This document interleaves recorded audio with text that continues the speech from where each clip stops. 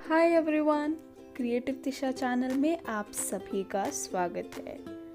आज के इस वीडियो में हम बात करेंगे 28 सितंबर और 29 सितंबर के करंट अफेयर्स के बारे में। तो चलिए शुरू करते हैं। सबसे पहला क्वेश्चन है, भगत सिंह की जयंती कब मनाई जाती है? तो दोस्तों, इसका आंसर है 28 सितंबर। भगत सिंह एक समाजवादी क्रांतिकारी और भारतीय स्वतंत्रता सेनानी थे। मार्च 1926 में नौजवान भारत सभा की स्थापना उनके द्वारा की गई थी। अन्य नेताओं के साथ उन्होंने हिंदुस्तान सोशलिस्ट रिपब्लिकन एसोसिएशन की भी स्थापना की थी। उन्होंने कीर्ति किसान पार्टी के सचिव के रूप में भी काम किया था। दिसंबर 1928 में भगत सिंह और शिवराम राजगुरु ने लाला लाजपत राय की मौत का बदला लेने के लिए जॉन स्कॉट पर गोलीबारी की।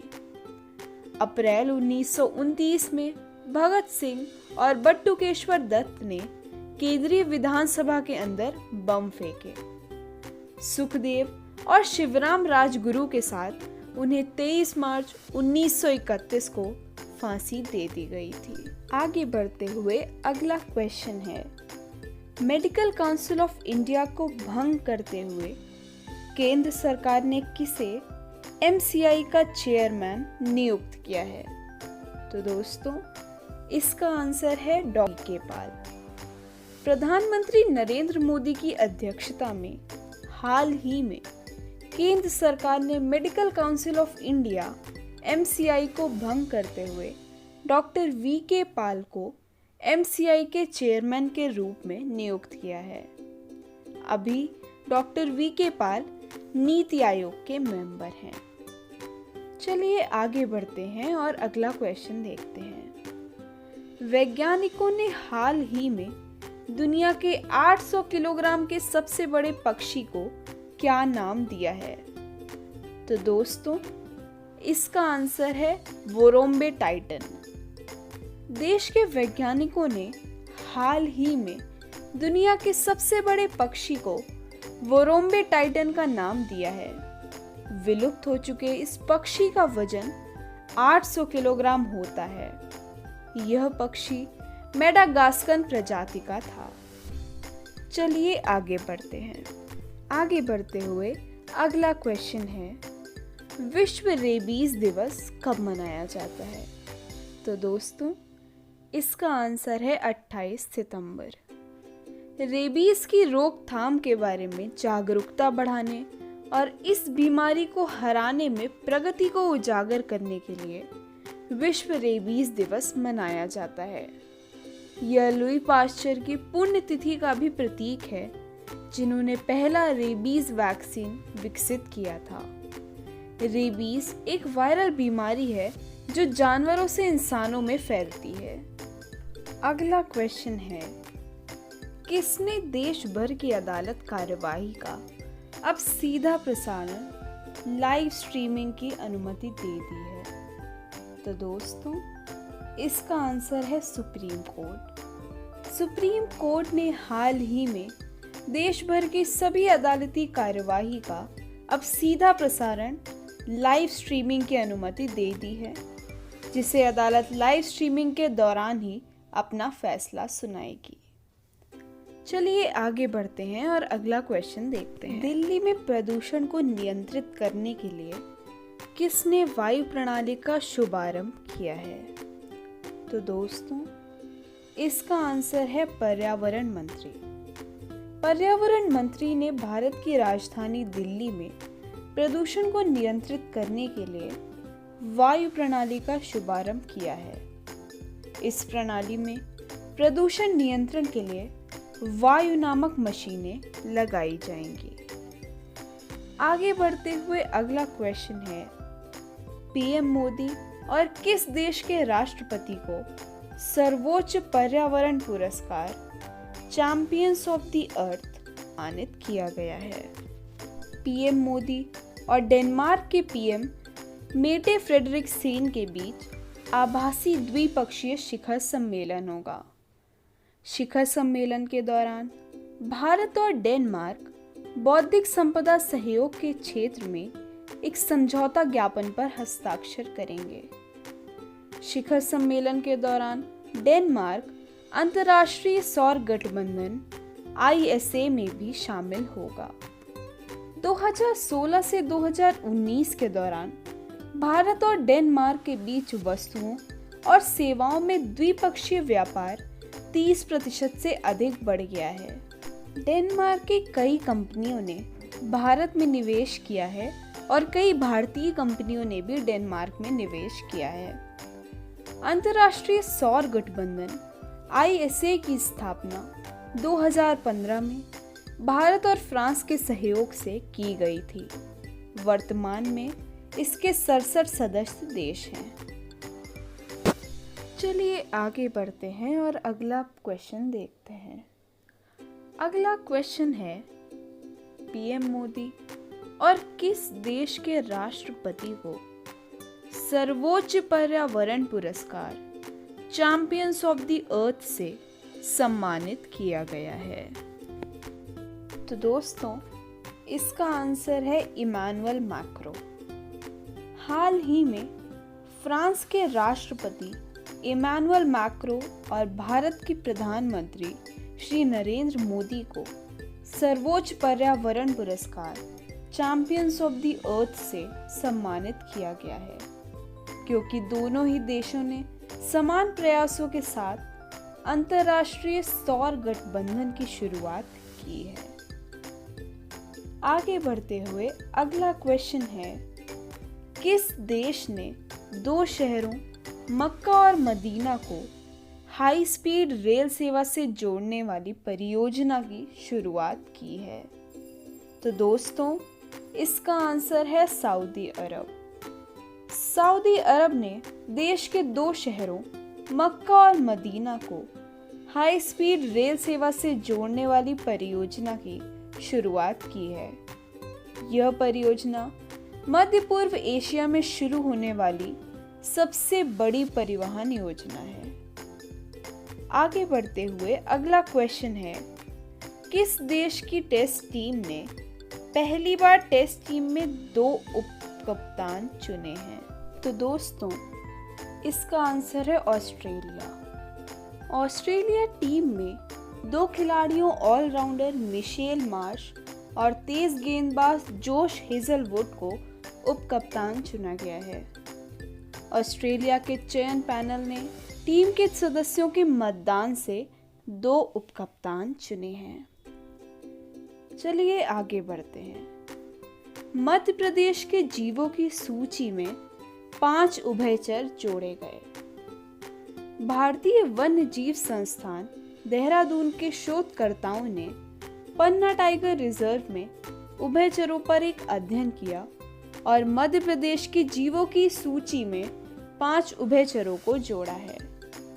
शोधकर्ताओं ने 11 प्रजातियों की कॉल लाइब्रेरी भी दर्ज की है। उन्होंने DNA के माध्यम से भी गुप्त प्रजातियों की पुष्टि की है। क्रिप्टिक प्रजातियां समान दिखाई देती हैं, लेकिन उनके पास अलग DNA है और आनुवंशिक रूप से भी अलग हैं। उन्होंने पहली बार पश्चिमी बुर्जिंग मेढकों के विज्ञापन कॉल रिकॉर्ड किए। नए जोड़े गए उपचरों में बोना ट्रॉड, ओडिशा धान मेढक, झुर्रीदार क्रिकेट मेढक, पियरेका क्रिकेट मेढक और पश्चिमी बुर्जिंग मेढक है। चलिए आगे बढ़ते हैं। अगला प्रश्न है, विश्व हृदय दिवस कब मनाया जाता है? तो दोस्तों, इसका आंसर है 29 सितंबर। CVD से होने वाली अकाल मृत्यु के कम से कम 80% मामलों में तंबाकू के उपयोग, अस्वास्थ्यकर आहार, शारीरिक निष्क्रियता आदि जैसे जोखिम कारकों को नियंत्रित करने से बचा जा सकता है। यह उजागर करने के लिए विश्व हृदय दिवस एक वैश्विक अभियान है। यह दिन वर्ल्ड हार्ट फाउंडेशन द्वारा बनाया गया था, जो विश्व संगठन WHO के साथ आधिकारिक संबंध रखने वाला एकमात्र CVT संगठन है। विश्व भर में 17.9 मिलियन लोगों की मौतें हृदय रोग के कारण होती हैं। विश्व नेताओं ने 2025 तक गैर संचारी रोगों से वैश्विक मृत्यु दर को 25% कम करने के लिए प्रतिबद्ध किया है। चलिए आगे बढ़ते हैं और अगला क्वेश्चन देखते हैं। किसने भारत को टीबी की बीमारी से मुक्त करने के उद्देश्य से टीबी हारेगा देश जीतेगा अभियान की शुरुआत की है? तो दोस्तों, इसका आंसर है डॉक्टर हर्षवर्धन।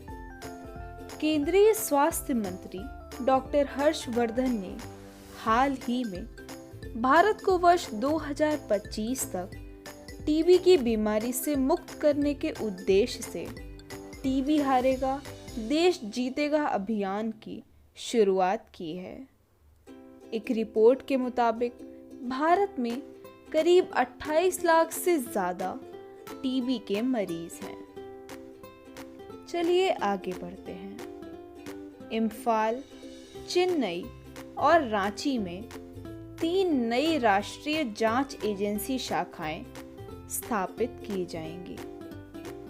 गृह मंत्रालय ने इम्फाल, चेन्नई और रांची में 3 नई राष्ट्रीय जांच एजेंसी NIA शाखाओं की स्थापना को मंजूरी दी है। ये नई शाखाएं किसी भी आकस्मिक स्थिति में त्वरित प्रतिक्रिया में मदद करेंगी। यह आतंकवाद और अन्य मामलों के खिलाफ एजेंसी की क्षमता को भी बढ़ाएगा।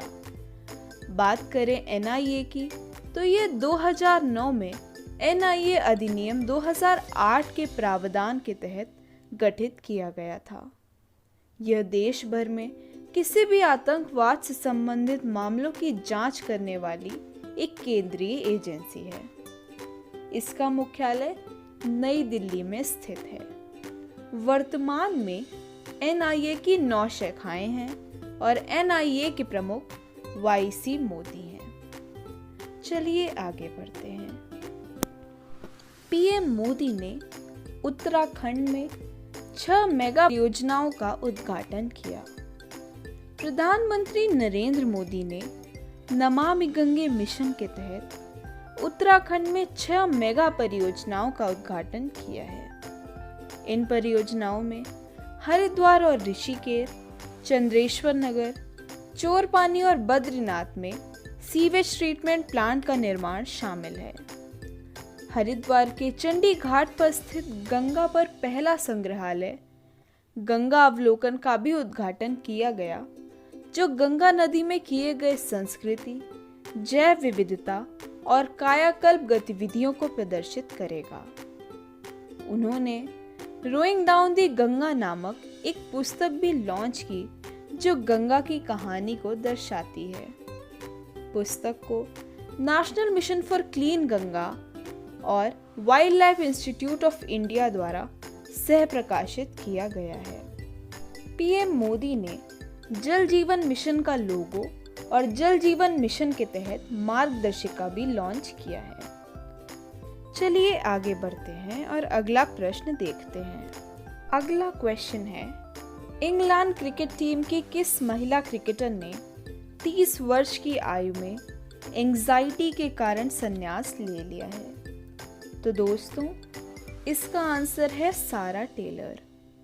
इंग्लैंड क्रिकेट टीम की महिला क्रिकेटर सारा टेलर ने हाल ही में 30 वर्ष की उम्र में एंजाइटी यानी तनाव के कारण संन्यास ले लिया है।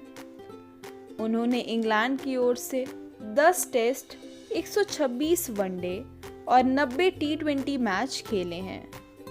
वर्ष 2006 में इंटरनेशनल डेब्यू करने वाली टेलर 2 वनडे वर्ल्ड कप और एक T20 वर्ल्ड कप का खिताब जीत चुकी हैं। चलिए आगे बढ़ते हैं। डॉक्टर PD वाघेला ट्राई के चेयरमैन बनने वाले हैं। डॉक्टर PD वाघेला 1 अक्टूबर से वर्तमान अध्यक्ष राम सेवक शर्मा की जगह 3 साल की अवधि या कहें 65 वर्ष की आयु तक ट्राई के अध्यक्ष बन जाएंगे। डॉक्टर पीडी वाघेला के नाम को मंत्रिमंडल की नियुक्ति समिति ने मंजूरी दे दी है।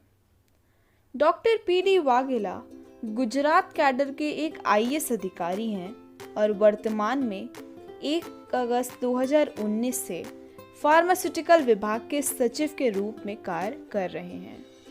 उन्होंने 2017 में जीएसटी के शुभारंभ में एक महत्वपूर्ण भूमिका निभाई है और कांडला पोर्ट ट्रस्ट के अध्यक्ष के रूप में भी काम किया है। राम सेवक शर्मा ने अगस्त 2015 से ट्राई के अध्यक्ष के रूप में कार्य किया है। बात करें ट्राई के बारे में, यानी भारतीय दूरसंचार विनियामक प्राधिकरण, तो यह अधिनियम 1997 के तहत स्थापित एक वैधानिक निकाय है। यह टैरिफ, इंटरकनेक्शन, सेवा की गुणवत्ता और शासन से संबंधित निर्देश, आदेश और नियम जारी करता है। इसका मुख्यालय नई दिल्ली में स्थित है। आगे बढ़ते हुए अगला क्वेश्चन है, दक्षिण अफ्रीका के खिलाफ T20 में कौन सी भारतीय गेंदबाज 3 ओवर मेडन फेंकने वाली पहली भारतीय गेंदबाज बन गई हैं? तो दोस्तों, इसका आंसर है दीप्ति शर्मा। दक्षिण अफ्रीका के खिलाफ T20 में भारतीय गेंदबाज दीप्ति शर्मा 3 ओवर मेडन फेंकने वाली पहली भारतीय गेंदबाज बन गई हैं। उन्होंने इस मैच में 8 रन देकर 3 विकेट लिए और उन्हें गेंदबाजी के लिए प्लेयर ऑफ द मैच भी चुना गया। चलिए आगे बढ़ते हैं। भारतीय रेलवे ने यूजर डिपो मॉड्यूल की शुरुआत की। तो दोस्तों, यूजर डिपो मॉड्यूल रेलवे सूचना प्रणाली केंद्र द्वारा अपनी आपूर्ति श्रृंखला प्रबंधन को डिजिटल बनाने के लिए विकसित किया गया है। यह प्रणाली भारतीय रेलवे के सभी क्षेत्रों में लागू की जाएगी। यह सभी हितधारकों के बीच वास्तविक समय के लेन देन और ऑनलाइन सूचना विनिमय के साथ सूचना को डिजिटल करेगा। यह उपयोगकर्ता डिपो को डिजिटल करेगा और परिसंपत्ति प्रबंधन में दक्षता और पारदर्शिता की सुविधा देगा। बात करें भारतीय रेलवे की, तो यह रेलवे मंत्रालय के अंतर्गत आता है। भारतीय रेलवे नेटवर्क आकार में दुनिया में चौथा सबसे बड़ा है। इसमें 18 जोन और 70 डिवीजन भी हैं। रेलवे बोर्ड के वर्तमान अध्यक्ष श्री विनोद कुमार यादव हैं। चलिए आगे बढ़ते हैं और अगला क्वेश्चन देखते हैं। अगला क्वेश्चन है, अफगानिस्तान क्रिकेट टीम का नया हेड कोच किसे नियुक्त किया गया है? तो दोस्तों, इसका आंसर है लॉन्स क्लूसनर। पूर्व दक्षिण अफ्रीका ऑलराउंडर लॉन्स क्लूसनर को अफगानिस्तान क्रिकेट टीम का नया हेड कोच नियुक्त किया गया है। वे वेस्ट इंडीज के फिल सिमंस की जगह लेंगे, जिनका कार्यकाल आईसीसी विश्व कप के बाद खत्म हो गया था। वे वेस्ट इंडीज के खिलाफ होने वाली सीरीज से पहले अपना पद संभालेंगे। आगे बढ़ते हुए अगला क्वेश्चन है, हाल ही में किस भारतीय पहलवान और पूर्व हॉकी खिलाड़ी ने भाजपा पार्टी ज्वाइन की है? तो दोस्तों, इसका आंसर है योगेश्वर दत्त और संदीप सिंह। भारतीय पहलवान योगेश्वर दत्त और पूर्व हॉकी खिलाड़ी संदीप सिंह ने हाल ही में भाजपा पार्टी ज्वाइन की है। उनकी ज्वाइनिंग के दौरान बीजेपी के प्रमुख सुभाष बराला मौजूद थे।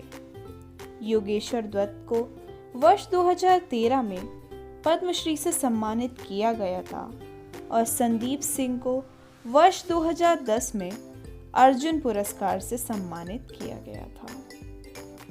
अगला क्वेश्चन है, किस सोशल मीडिया नेटवर्क कंपनी ने धोखाधड़ी को रोकने के लिए एक नई वित्तीय घोटाला नीति पेश की है? तो दोस्तों, इसका आंसर है Twitter. Twitter social media network company ने हाल ही में धोखाधड़ी को रोकने के उद्देश्य से एक नई वित्तीय घोटाला नीति पेश की है। इस वित्तीय घोटाला नीति का उपयोग करके धन या निजी वित्तीय जानकारी हासिल करने पर रोक लगाएगा। आगे बढ़ते हुए अगला क्वेश्चन है, भारत के बाद किस देश में महात्मा गांधी जी की सबसे अधिक स्मारक और प्रतिमाएं लगी हुई हैं? तो दोस्तों, इसका आंसर है अमेरिका। हाल ही में जारी किए गए आंकड़ों के मुताबिक भारत के बाद अमेरिका में महात्मा गांधी जी की सबसे अधिक स्मारक और प्रतिमाएं लगी हुई हैं। अमेरिका में महात्मा गांधी जी 2 दर्जन से ज़्यादा प्रतिमाएं हैं और 1 दर्जन से ज़्यादा सोसाइटी और संगठन गांधी जी से जुड़े हैं। साथ ही वॉशिंगटन डीसी में गांधी मेमोरियल सेंटर बना हुआ है, जो कि अभी भी कार्यरत है। चलिए आगे बढ़ते हैं और अगला क्वेश्चन देखते हैं। अगला क्वेश्चन है, हैदराबाद क्रिकेट एसोसिएशन का नया अध्यक्ष किसे चुना गया है? तो दोस्तों, इसका आंसर है मोहम्मद अजहरुद्दीन। भारतीय क्रिकेट टीम के पूर्व कप्तान मोहम्मद अजहरुद्दीन को हाल ही में हैदराबाद क्रिकेट एसोसिएशन और बीसीसीआई के पूर्व अध्यक्ष अनुराग ठाकुर के छोटे भाई अरुण धूमल को हिमाचल प्रदेश क्रिकेट एसोसिएशन का नया अध्यक्ष चुना गया है। चलिए आगे बढ़ते हैं।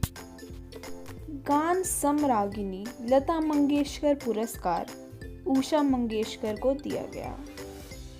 वयोवृद्ध पार्श्व गायिका उषा मंगेशकर को वर्ष 2020-21 के लिए महाराष्ट्र सरकार द्वारा गान सम्राज्ञी लता मंगेशकर से सम्मानित किया गया। वह प्रसिद्ध पार्श्व गायिका लता की बहन है। उषा मंगेशकर ने मराठी, हिंदी और कई अन्य भारतीय भाषाओं की फिल्मों में गाने गाए हैं। यह पुरस्कार महाराष्ट्र सरकार के सांस्कृतिक विभाग द्वारा दिया जाए। इस पुरस्कार में 5 लाख रुपए का नकद पुरस्कार, एक प्रशस्ति पत्र और एक स्मृति चिन्ह शामिल है। तो दोस्तों, आज के वीडियो में हमने बात करी 28 और 29 सितंबर के करंट अफेयर्स के बारे में। तो आज के वीडियो में बस इतना ही।